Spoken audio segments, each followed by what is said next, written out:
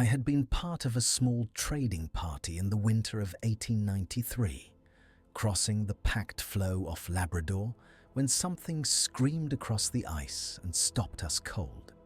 We had come inland from Battle Harbour with trade goods and 2 Inuit guides, and that sound turned a routine supply run into a question that would not leave us. We left the coastal post at Battle Harbour in late January, 5 of us. The factor, Mr. Hargreaves, a wiry deckhand called Sam myself, and the 2 Inuit guides, Tuktu and Akaluk, with the schooner's stores lashed to 2 sledges and pulled by 2 dog teams.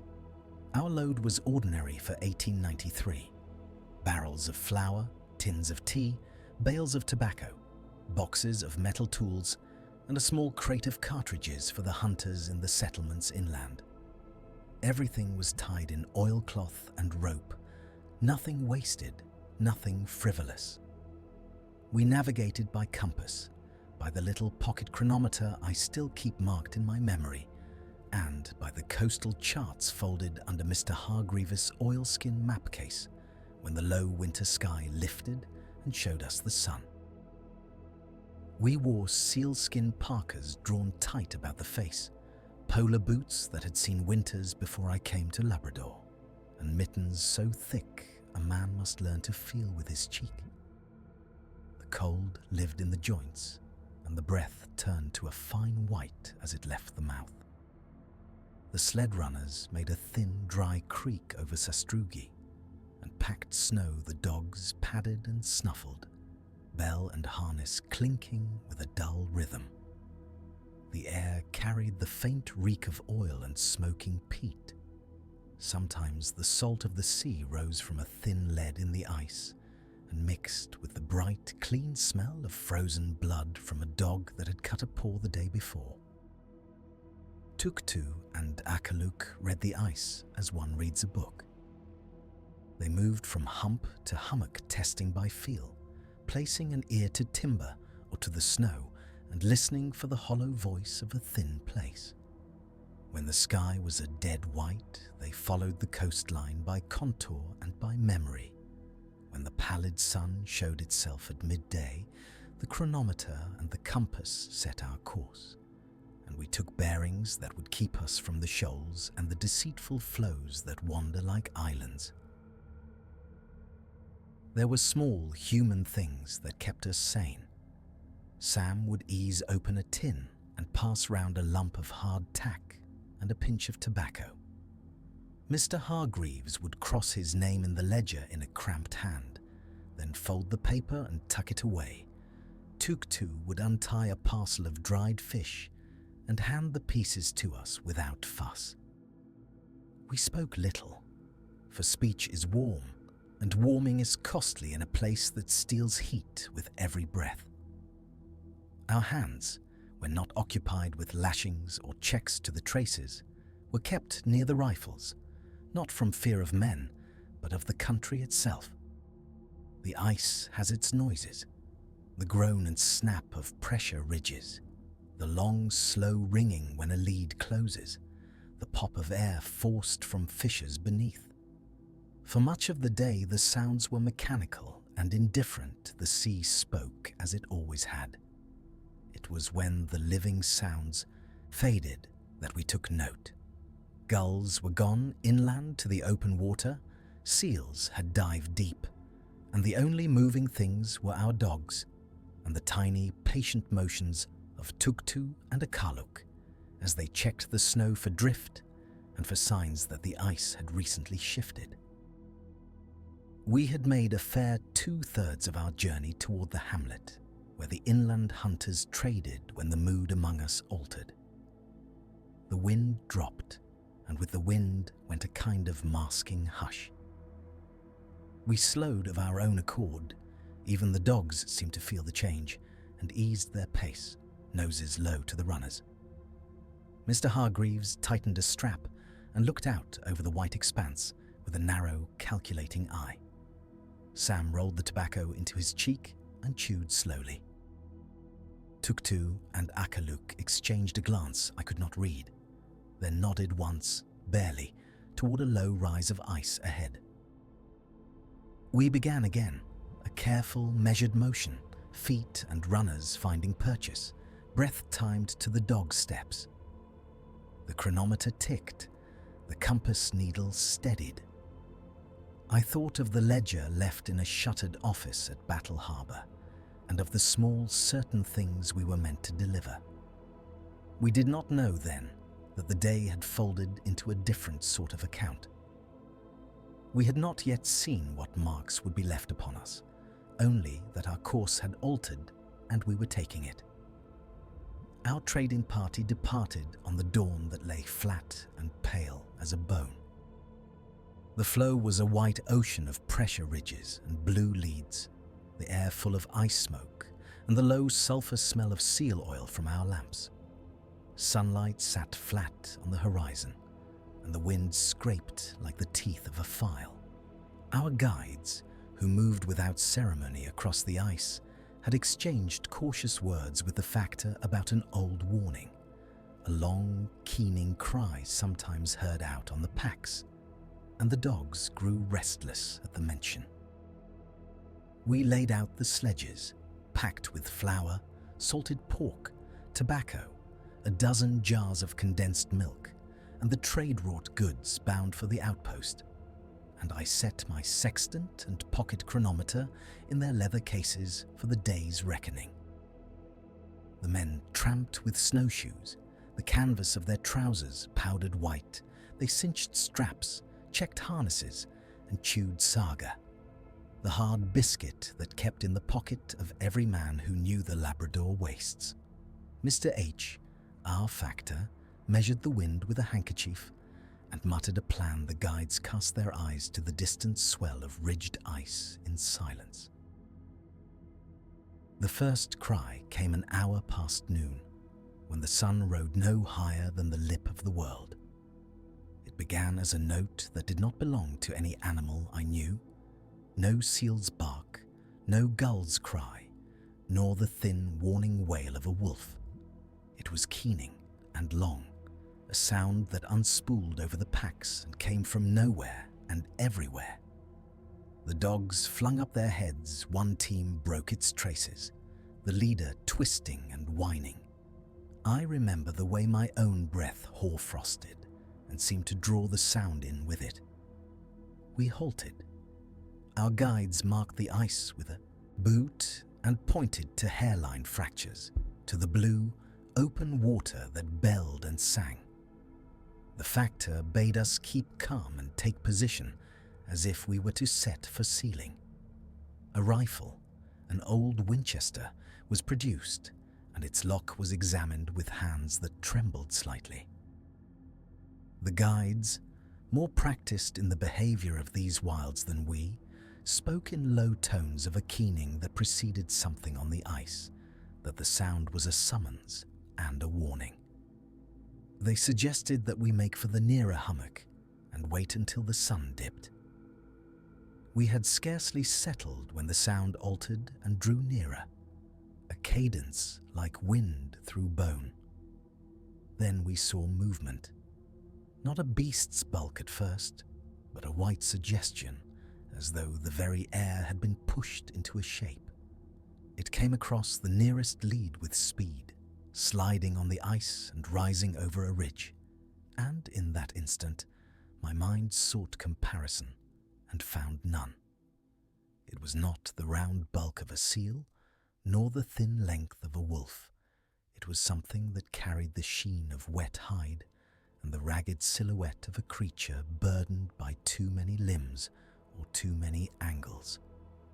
One of the guides cursed softly and passed a cartridge to the factor. He refused it, saying with a voice like a bell struck hard that they must not fire upon a thing that might yet be a harbinger. The creature paused 200 paces from us and raised its head. The keening rose into a wet, human note for a heartbeat, and as if in response, the dogs redoubled their cries.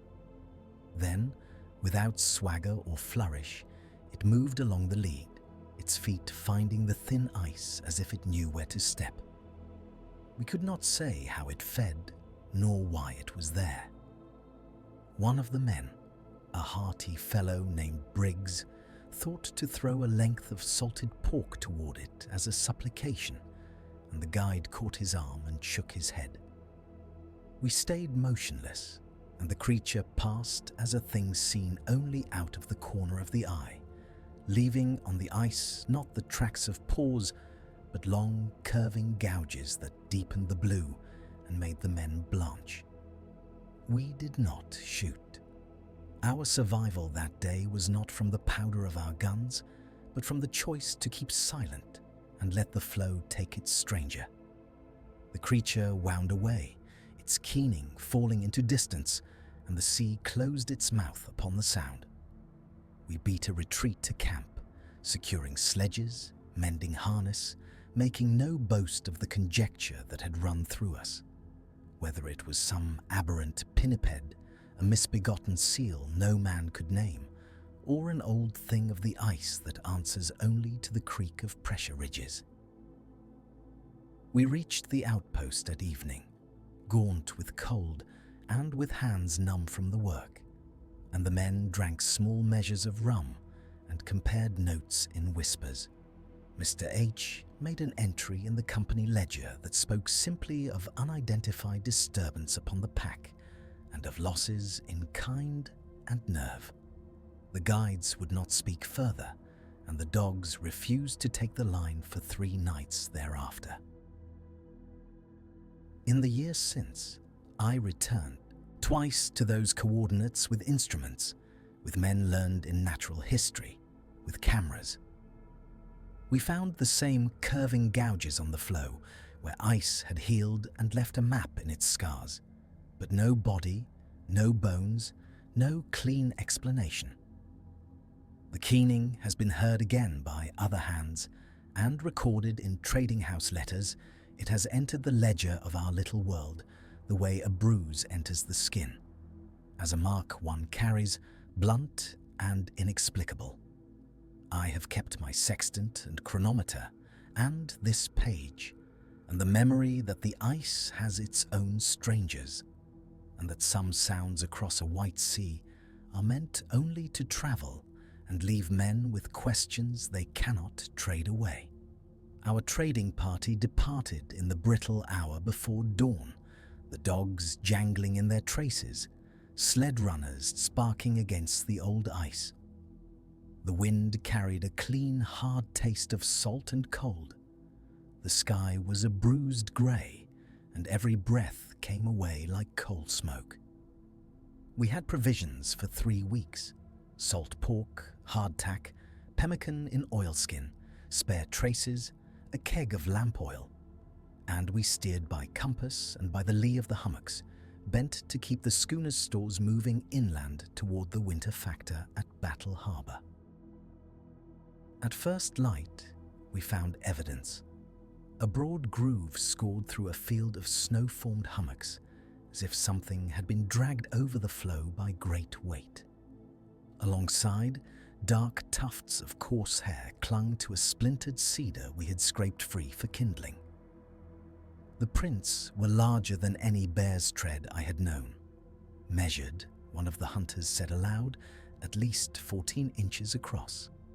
Yet their spacing was wrong. The stride was too long for that width, and the impressions lay flat, with no clear claw marks to tell a simple tale. One of our supply crates had been slashed in long, ragged cuts. The edge of a sled runner lay snapped, where it had met some force we could not set down in natural terms.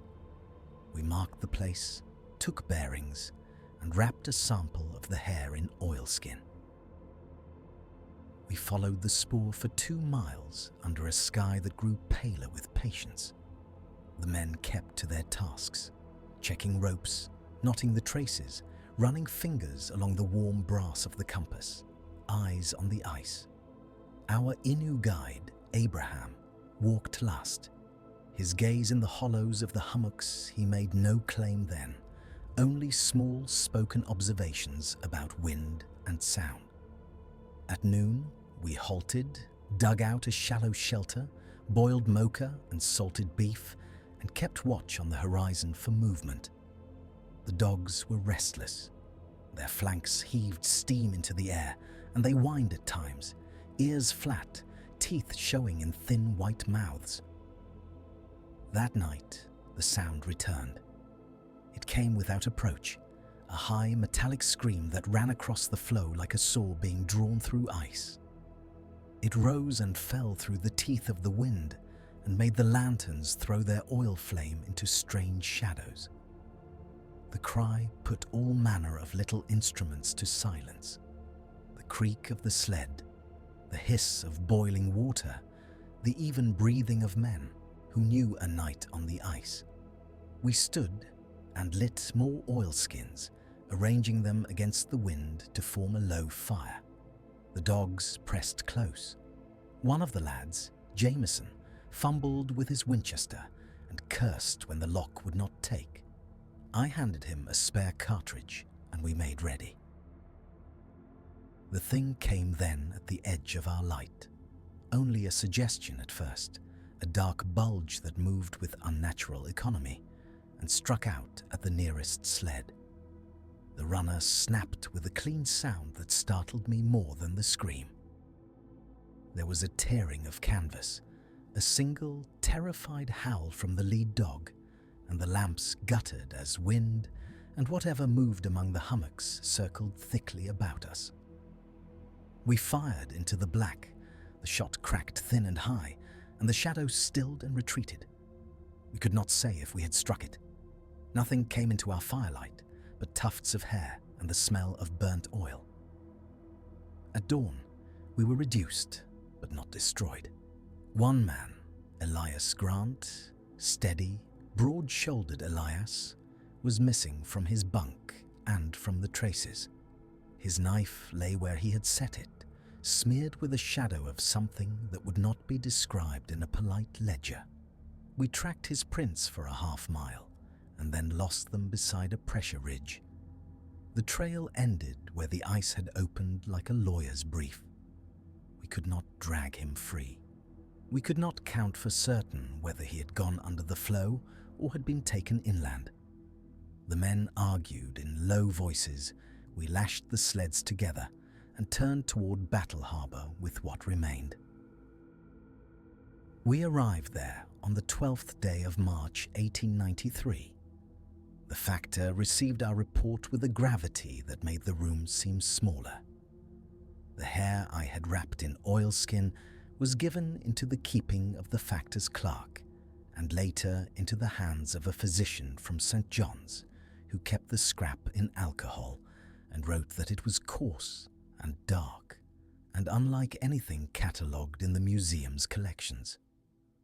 The prints were sketched and coppered, and the story passed among the fishermen who mended nets by lamplight. Men would nod in years afterward and say the ice held secrets in its seams, and there was truth in that. We buried Elias where the rock was kind and marked the place with a slab.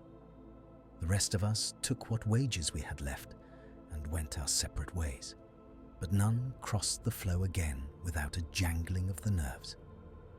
I have kept the sketches and the oilskin sample. Often, in sudden drafts in old houses, I have thought I heard that metallic cry cut the night. The men who were with me grew quieter about the matter in later years, and some would not speak of the scream at all. The prints and the hair remain a small, inconvenient record the explanation did not come. And so the question endures with our loss, a notch in the ledger of the North that I have set down here because it must be set down, and because I could not leave it to memory alone. On the third day, we saw a shape on a distant pressure ridge as the low sun backlit it, low and broad, moving in sudden bursts, forelimbs reaching like an animal built for breaking across ice. Its eyes threw back the light of our kerosene lamp. As twin points for a moment, I thought them the glint of metal. We had halted to tighten the traces and warm our hands at the lamp. The dogs lying in a circle of steam, the men spoke no more than a whisper. When I raised my fowling piece and fired a warning shot into the air, the creature answered with a drawn-out scream that ran along the flow like a hand over a violin string. The dogs whined and crawled under their harnesses. Our guides, silent men who had read these flows all their lives, pressed a finger to their lips and pointed, each movement precise as a chart. We set about what sailors call good seamanship on ice. No sudden movements, no loose talk, no unnecessary light. I recharged my lamp with steadier hands than I knew I possessed, counting cartridges by feel in the pocket of my greatcoat.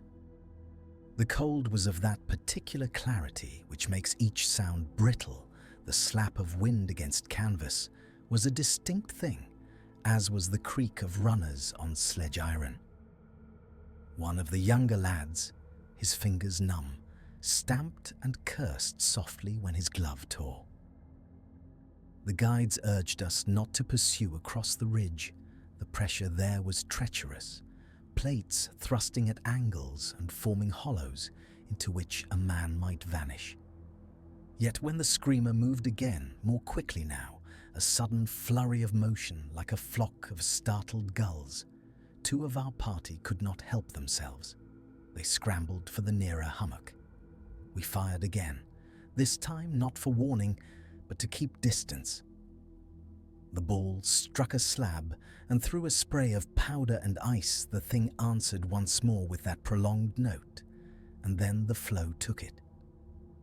It was as if a bank of white rolled from nowhere and swallowed the ridge. Ice fog, thin as breath, but dense enough to blot the world. In the damp white, the lamps were small moons. The guides signaled to turn away. I remember the taste of lamp oil on my tongue and the metallic tang of fear. What followed was an hour of careful work. We lashed the sledges together, lest the shifting ice part us, and ran the dogs forward in a slow, deliberate trot to gain more stable ground. A runner caught a sledge shifted, and one parcel, flour for the southern trading post, tumbled free and slid toward an open crack.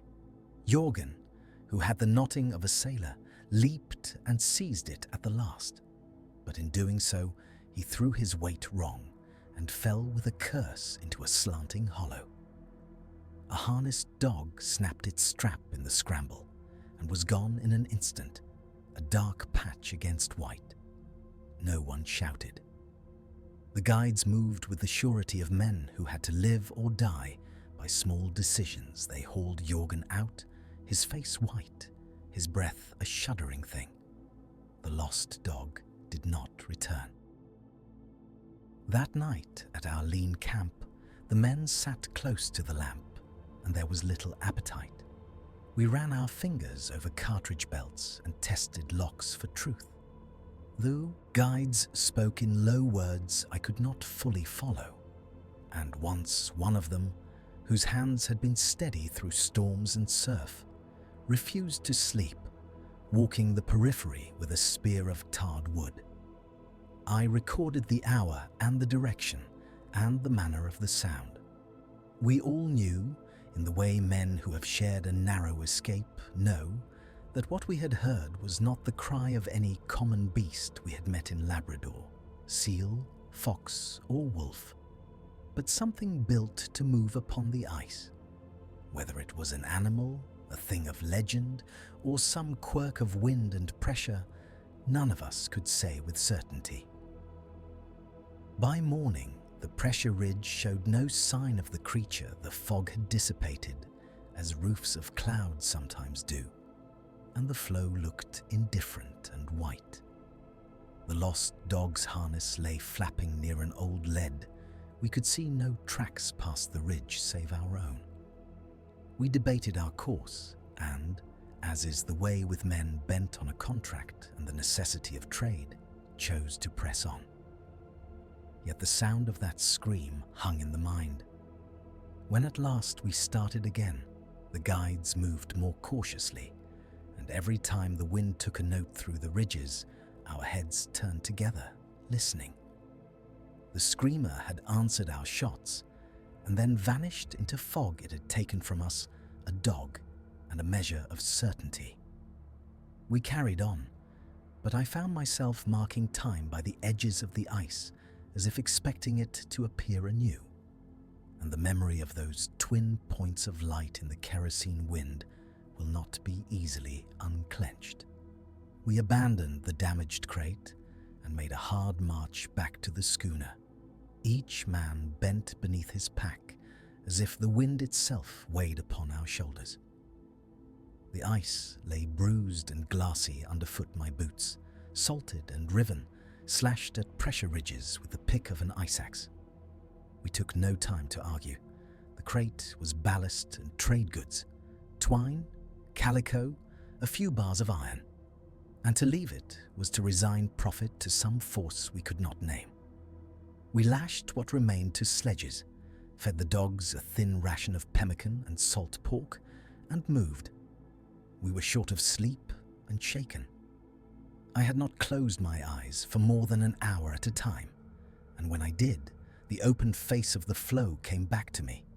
The white plain, the dark line of water, the ragged prints that did not belong to seal or wolf, and the sound, high, keening, as if some throat were played by the wind. Beside me, Calloch walked with his head down, his hand on the rounded haft of his ulu. He had seen many things. When I looked for his dry humour, there was none. He had been the first to refuse thereafter to travel past that stretch of pack he had declared, without flourish, that he would not set boot upon that quarter of ice again. The march to the schooner was bitter and precise. We took our bearings by the chronometer and a sextant when the cloud broke for the noon sun, but mostly by the compass and by memory, markers of pressure ridges, a cairn of driftwood, the faint blueness where last we had sighted open water. The wind ate at our noses and made our beards a crust of frost. We spoke little.